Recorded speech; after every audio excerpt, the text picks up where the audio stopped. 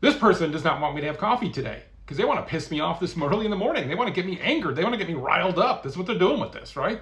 So what the question is about early access reviews, and particularly IGN, because IGN does something no one else in the industry does, and I think IGN is having a super negative impact on the industry with this, and they refuse to listen. So when you release something into early access, especially a small dev, especially a small team, you are saying, hey, I want feedback from the community and I want to start making the bigger game. Now, on Steam in particular, they hide the game. It's not on the main page. You got to look for it. You got to know you're going to find an early access title. So people know they're getting an early access title.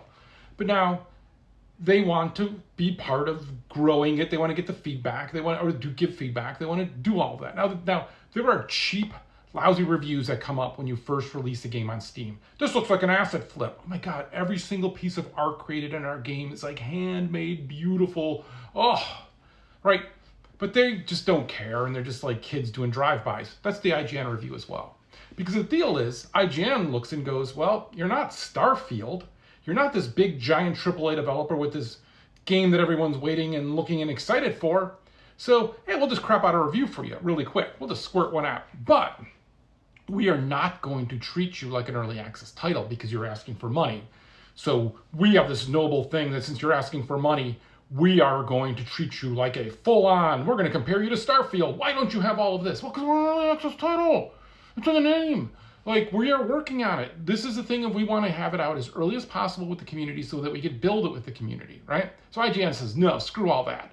Now, like Rock, Paper, Shotgun, I'll use an example, does this really well. They say, hey, there's some bugs, there's some roughness, but there's some really fun, good ideas here. We're really looking forward to this one. We're going to keep like looking into it and seeing how it's going. So like they recently posted that, we're going to 1.0. I think when we did the press releases, IGN didn't post it. Because that's the thing.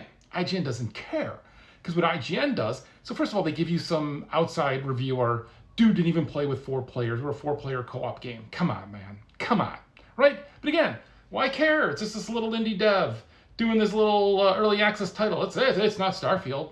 We're going to write 7,000 million pages on Starfield. We'll assign 50 people to it. But the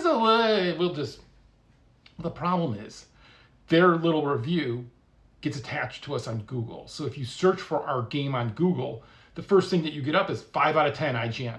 That's 2 years ago. That's a 2-year-old review. Yes, we had problems with the game at start. We weren't a 5 out of 10 game. But we had problems. The guy really didn't like our game. No one else acted like that guy did. So we get a 5 out of 10 because we're never going to touch it again. We're never going to update it. We have updated the game almost 60 times. Like we're literally working on the update for 57 this Friday.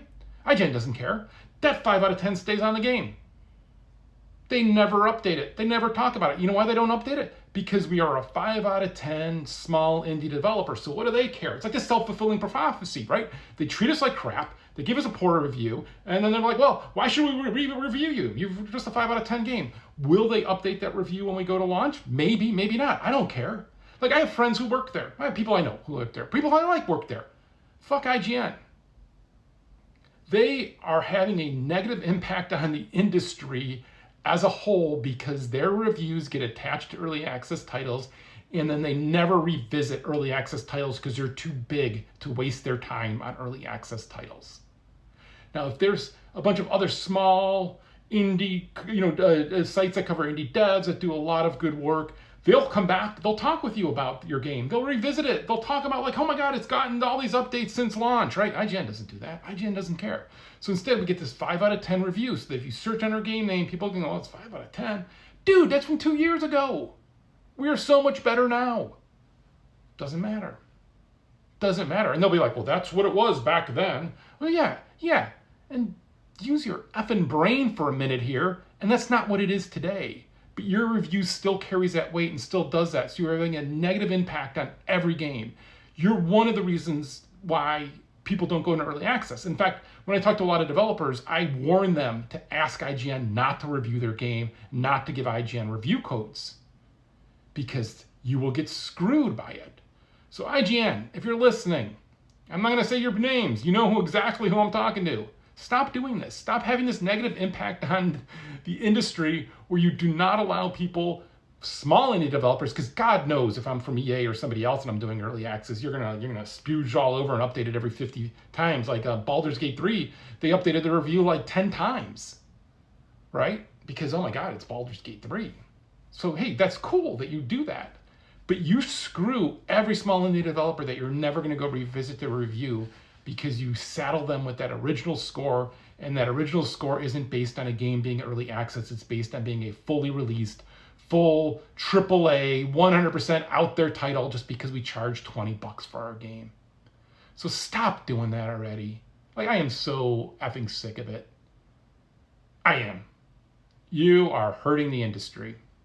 God knows IGN's hurting the industry in so many ways. If you notice, this year they chose a tiny indie developer, called them a giant AAA developer, and then raked them over the coals for a comment they made. Destin, who did that, you might want to look at the person he chose and why he chose that person. That's a fireable offense.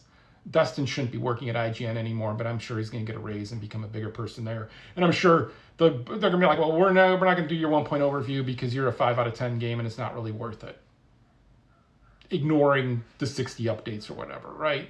Like, there are sites, and there's a new site. Oh shit, hang on, I gotta pause for a sec. So there's a new site, Aftermath, which is like, to me, interesting because it's ex-Kotaku writers and they're not doing the ad thing so that they can do it in a different way and go after different approaches, right? So IGN is going to get paid by EA a bunch of money to show a bunch of ads. So of course they're going to spend a lot of money on EA things or whatever, big companies that do that. We're not taking out ads on IGN, so we get screwed, right? And it is just nothing more apparent than how they treat the early access titles. So Aftermath, I've always liked Kotaku, especially Stephen Tatilla's, it's kind of Rain really, and Brian's, and like there's a bunch of really good work that came out of there. And so having 3 really good writers out of there come and start their own site, Aftermath, it is, I want to make sure I get this right. It is, all right, it goes to a link. Oh, wait, hang on. Are they going to let me just go to the site? So it's aftermath.site. Check it out. I'll be subscribing to that because that's the kind of thing where you can take time and you can talk about things in a way that aren't going to be like, hey, you're not a super big title and you're not a 7 out of 10 even, so we're not going to talk to you. Yeah, you gave us that, right? And again, you have an understanding of the industry. Early access titles are not finished games. That's the point. And the whole industry would be better if we could allow early access titles room to grow, to have hopes for them and express them. This is not just my game, but you'll see me playing other early access titles because I think it's just a wonderful chance for people to get real feedback from the community and grow and make their game better. And instead they get cut short because of detrimental reviews by IGN. Because again, I call out IGN by name because they're the only ones I know who do it this way. And it's just wrong. So stop.